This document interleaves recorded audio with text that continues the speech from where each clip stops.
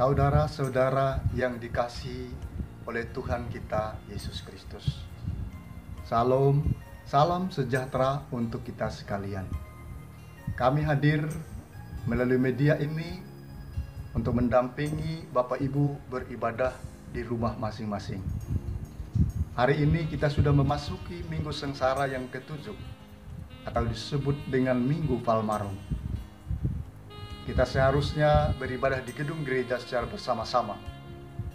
Namun situasi masih belum memungkinkan untuk itu. Karena itu tetaplah berada di rumah masing-masing dan beribadah sebagaimana yang telah ditetapkan atau diatur oleh pemerintah.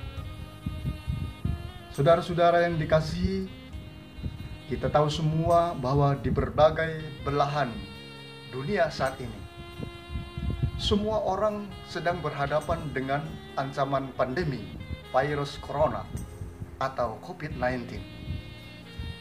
Di mana-mana terdengar berita tentang social distancing atau physical distancing. Karena inilah cara yang paling efektif untuk melawan virus ini, yakni menjaga jarak satu dengan yang lain untuk memutuskan mata rantai penularan.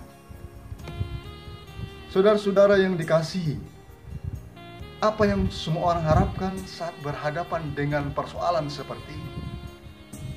Tentu saja kita berharap ada seorang yang dapat menemukan vaksin atau obat penangkal agar wabah virus ini dapat berakhir.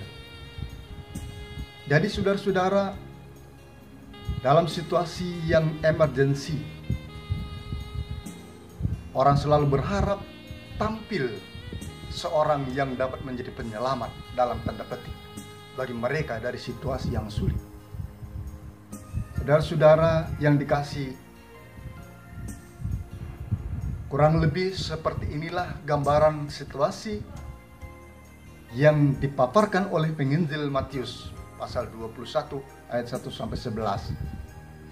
Nah, kita hari ini berbicara tentang peristiwa Yesus dieluk-elukan di Yerusalem. Mengapa Yesus dieluk-elukan ketika memasuki kota Yerusalem? Tentu saja ada hal yang mereka harapkan dari kehadiran Yesus saat itu.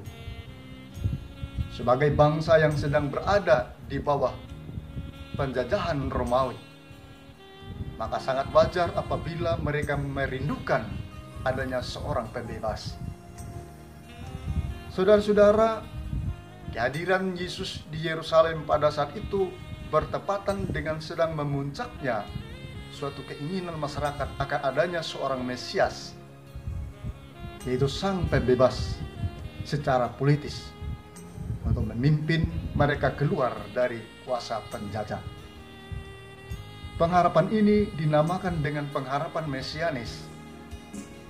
Kata mesianis berasal dari Mesias yang dalam bahasa Ibrani disebut dengan Mesaya, yang artinya adalah orang yang diurapi.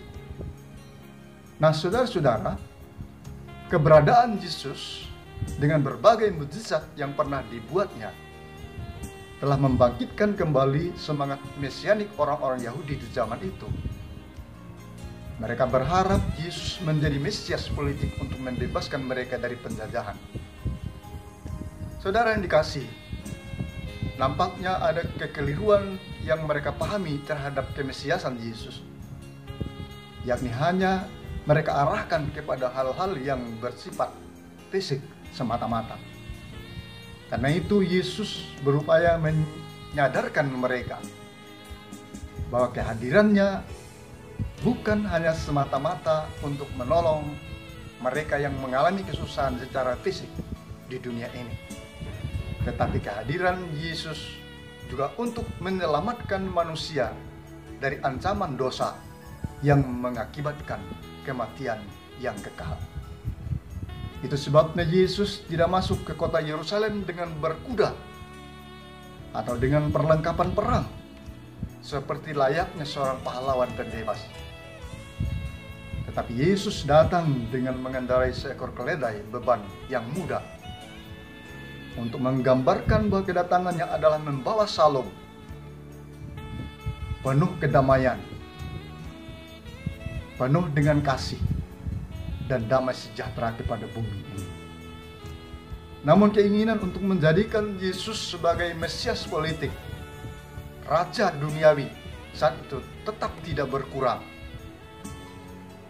Mereka berjalan mengikuti Yesus dari belakang dan berkata, "Hosana, diberkatilah dia yang datang dalam nama Tuhan, Raja Israel." Ini bisa kita lihat pada ayat yang ke-13. Hosana artinya selamatkanlah sekarang. Ini bisa kita lihat di dalam Mazmur 118 ayat 25 sampai 26.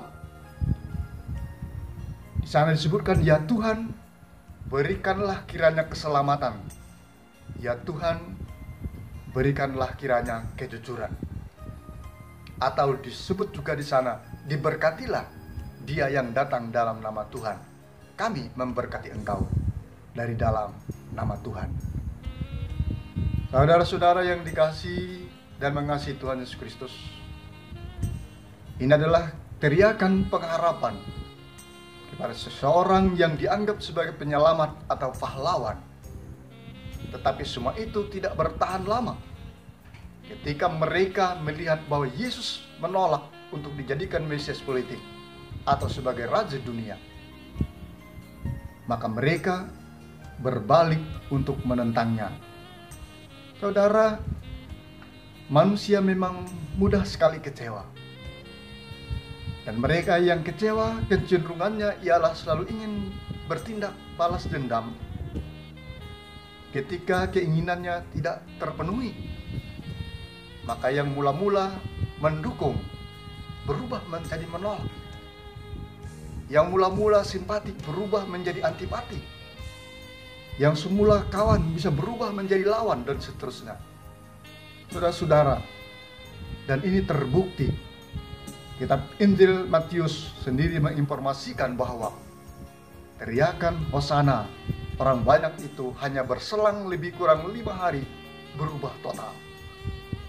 Hosana yang menunjukkan dukungan itu berubah menjadi salibkan dia. Kata-kata berkat telah berubah menjadi kutuk. Hanya karena kekecewaan dan gagal memaksakan kehendak. Saudara-saudara, inilah peristiwa tragis yang terjadi pada Jumat Agung, di mana Tuhan yang semula dikagumi menjadi ditolak. Dia dihina dan dibunuh oleh manusia hanya karena Tuhan tidak mau mengikuti keinginan manusia. Jadi saudara-saudara, puncak perlawanan manusia terhadap Allah itu adalah ketika manusia tidak mau diatur oleh Allah, melainkan dia ingin mengatur Allah. Harapan kita akan berkat dan pertolongan Allah begitu besar. Doa, permohonan, dan pujian kita naikkan. Tetapi ketika doa dan harapan kita belum terkabulkan, maka timbul kekecewaan dan perlawanan kepada Allah. Kita cepat-cepat menyalahkan Allah karena tidak memperhatikan kita. Padahal mungkin saja jawaban doa kita ada yang menghalanginya. Allah tidak pernah terlambat menolong umatnya. Namun yang menjadi masalahnya ialah dosa kita telah menjadi penghalang berkat Allah. Yesaya pasal 59 ayat 1-2 berkata, "Sesungguhnya tangan Tuhan tidak kurang panjang untuk menyelamatkan, dan pendengarannya tidak kurang tajam untuk mendengar. Tetapi yang merupakan pemisah antara kamu dan Allahmu ialah segala kejahatanmu. Dan yang membuat dia menyembunyikan diri terhadap kamu, sehingga ia tidak mendengar, ialah segala dosamu." Saudara-saudara, terputusnya komunikasi dengan Allah akibat dosa ini membuat kita mulai menjauhkan diri dan tidak mempedulikan Allah. Maka ucapan Hosana kita telah berganti dengan salibkan dia. Saudara-saudara yang terkasih di dalam Tuhan, Bagaimana agar komunikasi kita dengan Allah tidak mudah terputus karena kesalahpahaman kita menerjemahkan kasih Allah?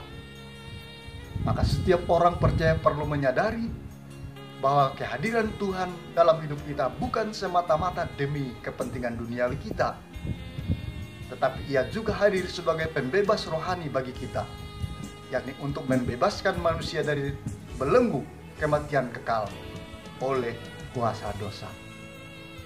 Maka ketika doa kita belum terjawab, tentu semestinya kita jangan menjadi kecewa karena hal demikian. Sebab meski kebutuhan kita secara manusia belum terpenuhi, tetapi kebutuhan kita secara rohani akan dikaruniakan Tuhan kepada kita. Saudara-saudara yang dikasihi, inilah yang sedang kita alami saat ini. Mungkin banyak orang mengalami krisis pangan, krisis obat-obatan di tengah ancaman pandemi virus corona atau COVID-19 yang semakin menakutkan. Saudara, dapatkah kita melihat dengan kacamata iman bahwa Tuhan sedang memurnikan kita? Krisis pangan, kehilangan pekerjaan, ancaman virus memang tidak bisa kita sangkal dari realitas hidup kita saat ini. Tetapi dapatkah kita merasakan bahwa Tuhan juga sedang memenuhi kebutuhan kita secara rohani? Saat ini situasi sedang memberikan pembelajaran iman yang kuat terhadap kehidupan kita.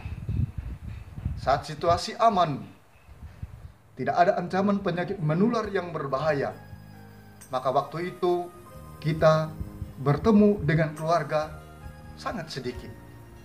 Waktu kita bertemu dengan orang-orang yang terdekat dengan kita menjadi terbatas. Waktu kita bertemu dengan Tuhan dalam doa secara pribadi juga terbatas. Tetapi kini, saat kita tinggal di rumah bersama-sama dalam rangka social distancing atau physical distancing, maka kita dapat membangun hubungan dekat dengan Tuhan bersama-sama dengan orang-orang yang kita cintai. Saudara-saudara yang dikasihi oleh Tuhan, kita mesti melihat semua ini dalam rangka kasih Tuhan kepada kita. Tuhan itu sangat baik ketika kita ada dalam ancaman sakit penyakit, maka Ia memenuhi kebutuhan duniawi kita. Ia memberikan kesembuhan kepada kita. Tapi saat kita tidak bisa bekerja dengan leluasa, kita harus tinggal di rumah, kita bekerja di rumah, kita beribadah di rumah, maka Tuhan pun memenuhi kebutuhan rohani kita secara maksimal. Tuhan mengetahui sesungguhnya apa yang menjadi kebutuhan kita, bukan keinginan kita. Oleh sebab itu, bisa saja bukan permohonan tentang kebutuhan secara fisik atau materi yang lebih dahulu diberikan Tuhan kepada kita, tetapi yang terlebih penting menurut Tuhan adalah kebutuhan rohaninya. Dan bila kebutuhan rohani itu sudah terpenuhi, maka akan menyusul kebutuhan fisik yang kita perlukan akan diberikan kepada kita. Karena itu kita harus percaya dan sabar dalam situasi yang sangat sulit seperti ini. Kita yakin saatnya nanti pandemi COVID-19 telah berlalu dan Tuhan akan mengembalikan apa yang telah hilang dari kehidupan kita saat ini. Kebutuhan secara rohani kadang menjadi yang terpenting bagi kita dan sekaligus menjadi prasyarat bagi kita untuk menerima kebutuhan secara duniawi. Yesus telah berjanji tentang hal ini dalam Matius 6 ayat 33. Di sana tertulis, "Tetapi carilah dahulu kerajaan Allah dan kebenarannya, maka semuanya itu akan ditambahkan kepadamu." Semuanya itu adalah mewakili segala kebutuhan kita yang bersifat materi. Namun kebutuhan itu perlu mendapat landasan yang kuat, yakni terpenuhinya kebutuhan dasar iman sebagai pengontrol segala kebutuhan duniawi kita. Sehingga dengannya segala yang kita peroleh tidak menjadi kesombongan dan keangkuhan, melainkan menjadi berkat bagi diri kita sendiri juga kepada orang lain di sekitar kita. Selamat mempersiapkan peringatan Jumat Agung tahun 2020. Tuhan Yesus memberkati kita sekalian. Amin. Salam.